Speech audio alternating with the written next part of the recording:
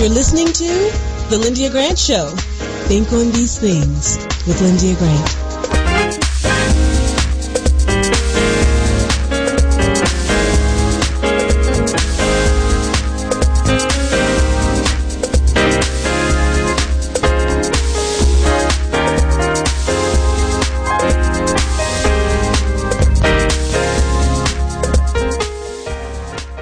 Well, good evening, Radio 1 listeners. It's good to be here with you this afternoon.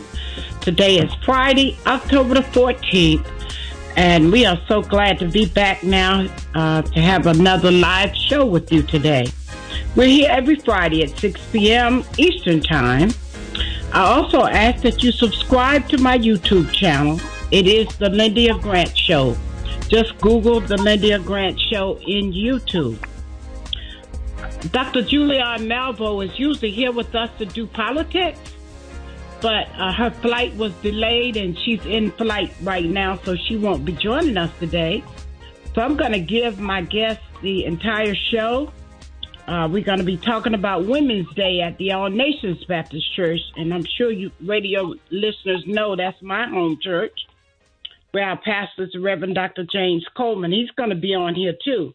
But I am going to introduce our guest speaker first, Miss Dorothy Butler Giliam, the first Black writer and journalist to work for the Washington Post newspaper.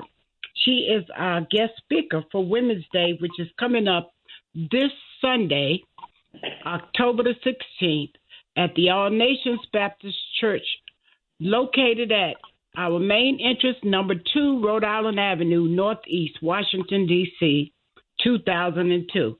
Want to say hello to you, Miss Gilliam. Hello, how are you? Oh, I'm so delighted and glad you're coming. I don't think I've had this much excitement generated in a long time. There's a lot of people excited about you and our honorees that are going to be there this Sunday. So thank you for accepting. Go ahead. I'm very pleased to be and looking forward to coming to your church on Sunday. All right. Well, we are too. I want to say hello to my pastor, Reverend Dr. James Coleman. I'm going to go back and introduce both of you all a little more, but I just wanted to say hello first. How are you today, Pastor? I'm doing very well. Thank you, Sister Lyndia Grant. I appreciate you and to be on board again with Miss Gilliam. So greetings to both of you. Thank you, sir. Mm-hmm. All right. So let me just tell you, I'm not going to give you all the whole cake today. You're just going to get a little snippet because I was going to say a lot more about her, but I'm going to give you some highlights because I'm going to give her full resume on, more highlights on Sunday. I can't even give it all on Sunday, but it'll be a lot more. I just want to say Miss Dorothy Butler Gilliam is from Memphis, Tennessee, and she started her career in some other newspapers that I'll talk about on Sunday. But in 1961 is when she made history, in the month of October, ironically, when she's coming back to us. And if my math is correct, it was 61 years ago, but it happened in 1961 when she was the first African-American female to work as a journalist for the Washington Post newspaper. And we are so delighted that she's going to be there because she is a history maker. If you Google her, you'll see history maker. And she has been a speaker all over the place. And so I wanted to just give that much. She also has been, and she may still be, a fellow at the George Washington University School of Media and Public Affairs. And she is an author. Her book is entitled Trailblazer, because she certainly did blaze a trail being the first African-American female. All right, so now I'm going to tell you just a snippet about our pastor. His bio is too long to talk about, too. He has been the pastor of the All Nations Baptist Church for 30 years. He also served as a president of the Missionary Baptist Ministers Conference of Washington, D.C. and vicinity. He retired after 32 years from Howard University School of Divinity as the Associate Dean for Student Affairs. And he received his master's and PhD. And the PhD is Doctor of Ministry. And he also received that PhD from Howard University. So that's all I'm going to say. I'm not going to go into any more details on both.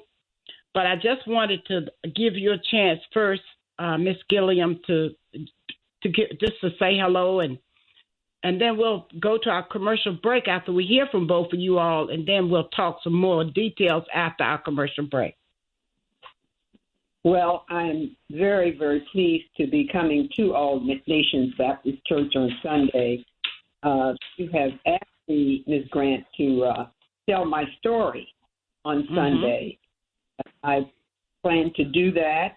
I'm very excited to share it. And it's very good to be on your show because I listen to your show very often. You have some very inspiring guests. And I also enjoy when you read part of your what you write in the Washington Informer. So this is an exciting time for me, not only to be on your show, but to be coming to your church. All right. And I thank you for being my guest when your book first came out, because you were on a show talking about your book, Trailblazer. Tell them a little bit about that book. Well, Trailblazer it took about 4 years to write it. I retired from the Washington Post in 2003 and from George Washington University in 2014. And almost after that, I started writing this book. And it was published in 2019. And I spent quite a long time traveling around the country talking about it. And now there is some serious discussion about some kind of film or something related to that being made from the book. Oh, my goodness. That's so exciting, Dr. Gilliam. I'm so glad we're talking about it first on the Lyndia Grant Show. We're going to be all going to see this movie. It'll be great. Pastor Coleman, go ahead. Go ahead. I was going to let Pastor Coleman jump in. Yes, please do. Are you speaking to me, Lyndia? Yes, sir. Yes, sir. Oh, please go ahead. Well, let me say, first of all, let me congratulate you, Lyndia, and your committee for putting on this fabulous Women's Day program that's scheduled this Sunday. We look forward to having a multitude of people to come out and support our women. I think that women are significant and necessary, and virtuous women like Miss Gilliam, who were pace setters, are the types of women that we need to honor. And I have in my mind, when I was thinking about Sunday, I was thinking about the virtuous woman. But I won't get into that now. I'll let you lead me down the path, and as we go, I won't start preaching. I'll let you guide me. But I think that we don't give enough attention to people, particularly in our community, that take strives and move out front and sometimes become the first to do certain things. We'd rather criticize them than applaud them. But we want to applaud women, and I think women have been in the back too long. We've got to let men know that they're the crowning jewel of our community, and I plan to let women know in every way possible that there's some virtue in them, because that's how God made women. This woman, this ideal woman of the virtuous woman in Proverbs 31 is one that, I will be referring to in and out of our conversations. Wonderful, Pastor, because I sure did. The Lord led me to close my column with that.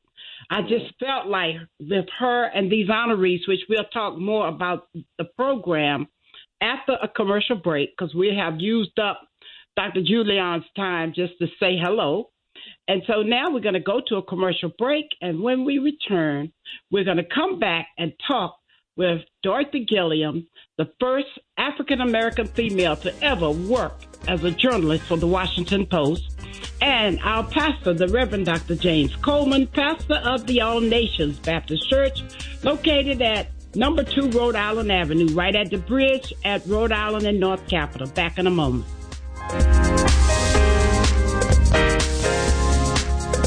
Washington Informer religion columnist Lyndia Grant. Rosa Parks refused to give up her seat on a segregated Montgomery bus. In lectures on brotherhood, Ms. Parks often said, "People always say that I didn't give up my seat because I was tired." But that wasn't true. I was not tired physically. I was not old. I was 42. No, the only tired I was tired of giving in. Driven out of Montgomery by harassment and death threats, Detroit, Michigan became her new home. Rosa Parks will always be remembered as the mother of the civil rights movement. Raised in the AME church, she once said, "I remember finding such comfort and peace while reading the Bible." Read more in the religion column of the Washington Informer, an award-winning African-American newspaper. We don't report crime or gossip, just positive news. Pick up the Washington Informer or visit us online at washingtoninformer.com. Call 202-561-4100 for more information.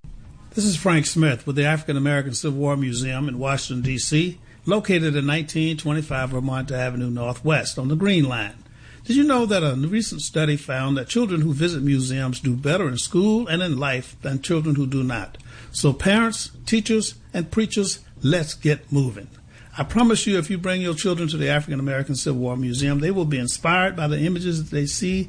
They will be impressed by our living history reenactors who are always available, and they will be involved in our scavenger hunt that takes them throughout our exhibit.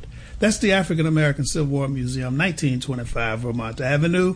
Our hours are 10 to 6:30 on weekdays, 12 to 4 on Saturdays and Sundays. See it. Be inspired. If it wasn't for my care coach at AmeriHealth, I probably wouldn't be so healthy right now. As a man, you know we don't get checkups or see a doctor regularly anyways. It's probably just a man thing because none of my partners go either. We know we should, but we just don't, and hope it works out. So what changed for you? AmeriHealth assigned me a care coach, somebody that gives one-on-one help, answer questions, explain things, and help set my appointments. She also helped me understand what having high blood pressure really means and ways to manage it so it doesn't kill me. It ain't nothing to play with. If you're a member of AmeriHealth, ask for a care coach. I'm glad I got mine. At AmeriHealth, if you need a care coach, you can have one. Just call us at 1-877-759-6224 to get connected. 1-877-759-6224. This program is funded in part by the government of the District of Columbia Department of Healthcare Finance. Mayor Muriel Bowser.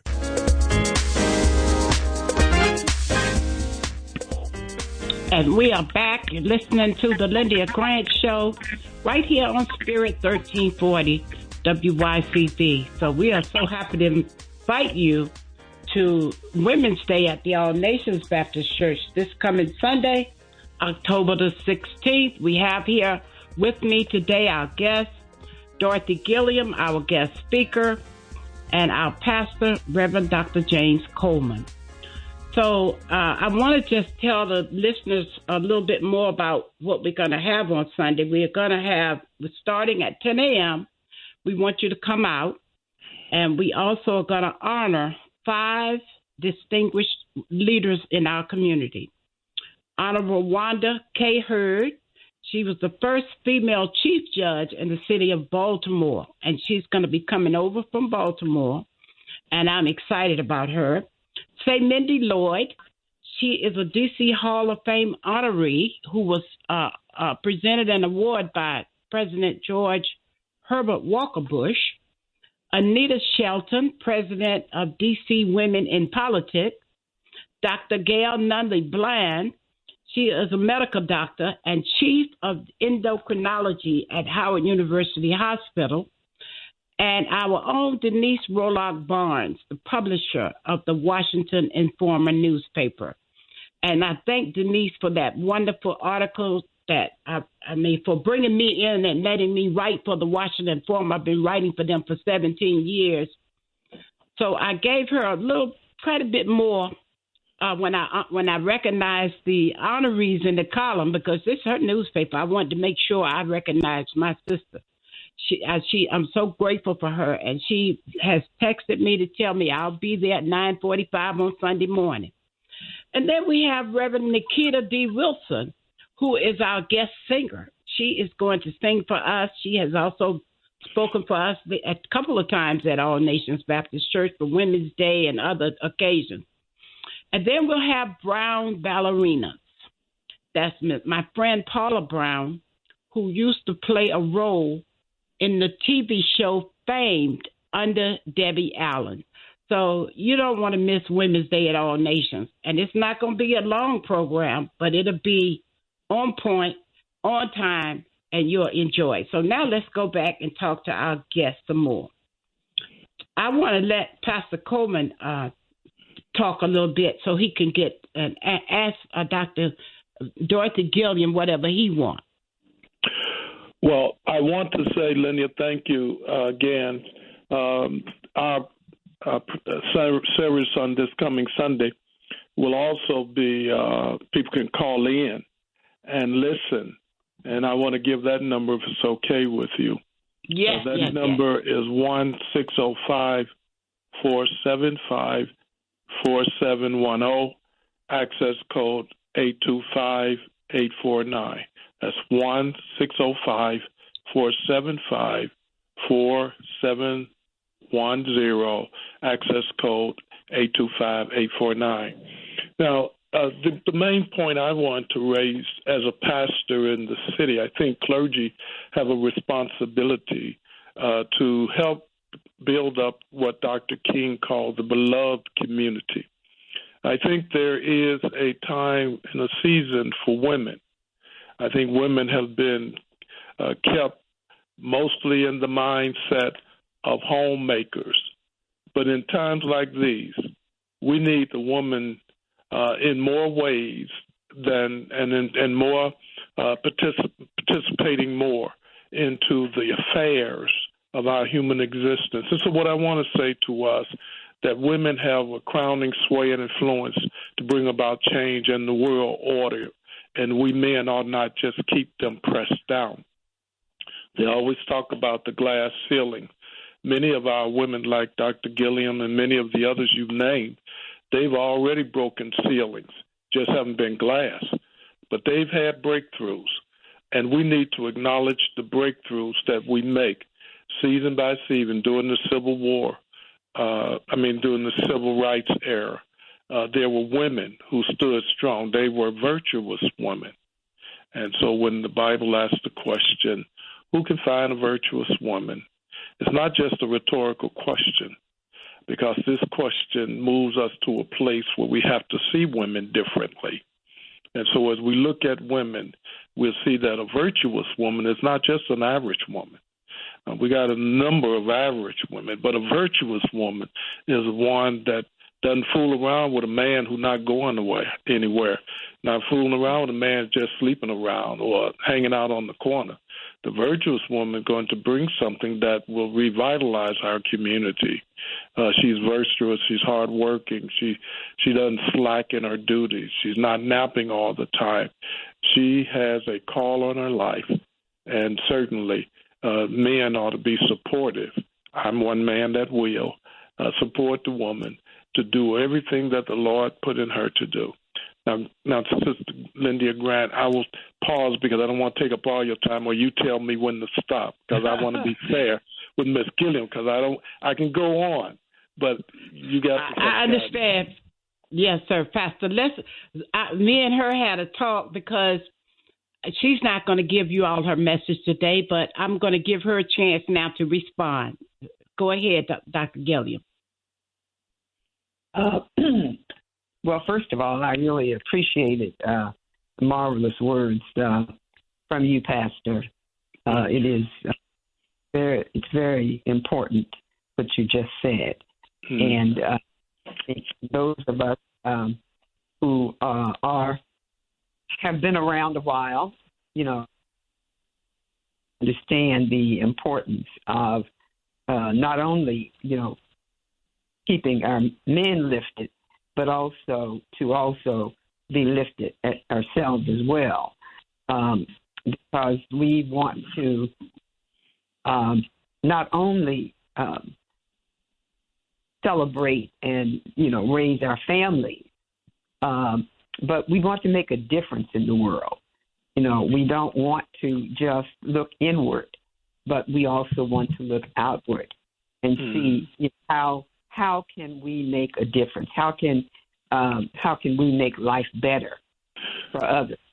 And that I think is very much what a virtuous woman would do, will do, and does. Well,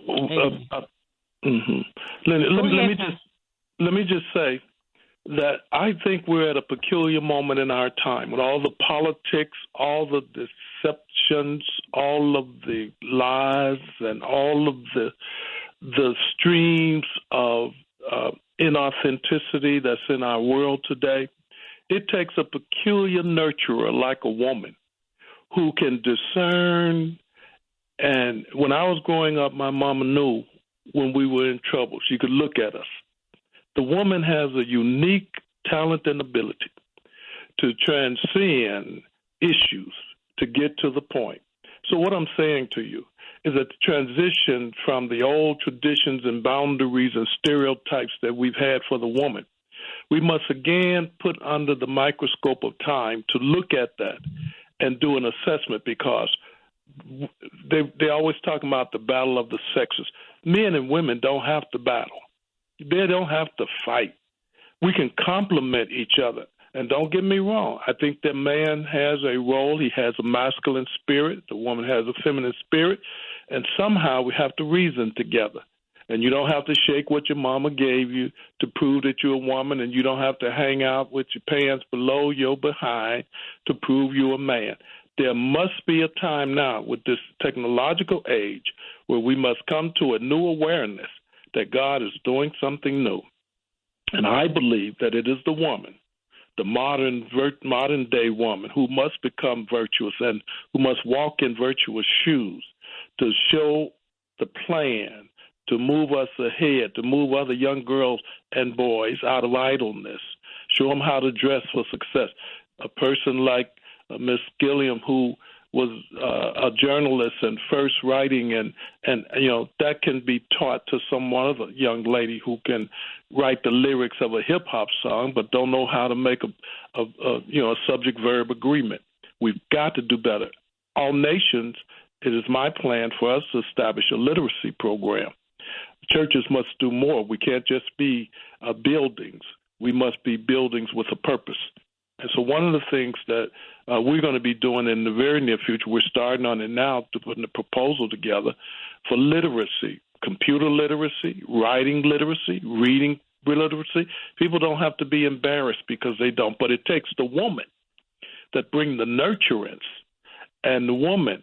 And we depend on the woman a lot, just like this virtuous woman. She had to work from dusk to dawn. She had to do more than her part, but she did it all, use all the attributes she had so that the whole community could survive. Now, I guess I'll pause here, and again, I'll let Ms. Gilliam, because you get me going, and I don't want to take up all your time. Well, it's 6. Go ahead, and then we only have like 2 more minutes. I was just going to say, I recently established a writing lab at Wilberforce University, one of the first HBCUs. And because there are so many young people who don't have those talents that you're talking about, Pastor. They don't have the reading and the writing. And so even though they're able to get into college, they still need help. And that's so right. I'm very happy that they have named the writing lab after my father, who was an AM teacher, and who, I will be mentioning my affiliations with the AME Church when I speak on Sunday. Well, I'd be very delighted if you could give your input as we construct this modern day literacy program. I appreciate that. Have your input. Okay. All right. Well, we are just about at the end of our show. I'm at 6:25. Time runs out when you have good guests, because I know the listeners in their cars and in their homes could have listened to us for another 30 minutes. But we have used up our time. And next week we're going to be talking.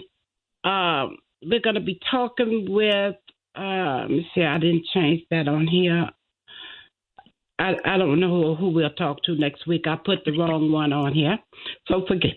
All I know is we'll be on the air and we'll have a guest next week. All right. So in closing, I just want to say Earl Nightingale once said, words, thoughts, and deeds have a boomerang effect. So be careful what you send out.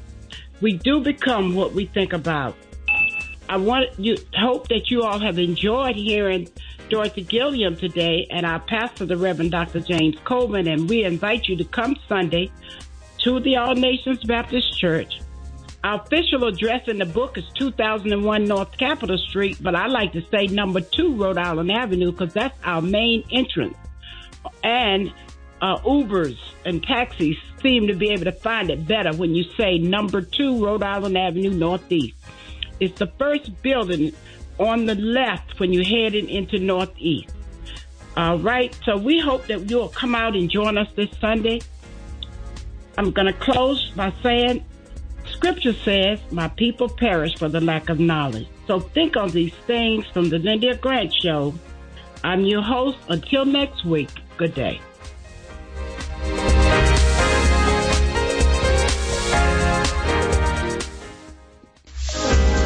Thank you for listening to the Lyndia Grant Show.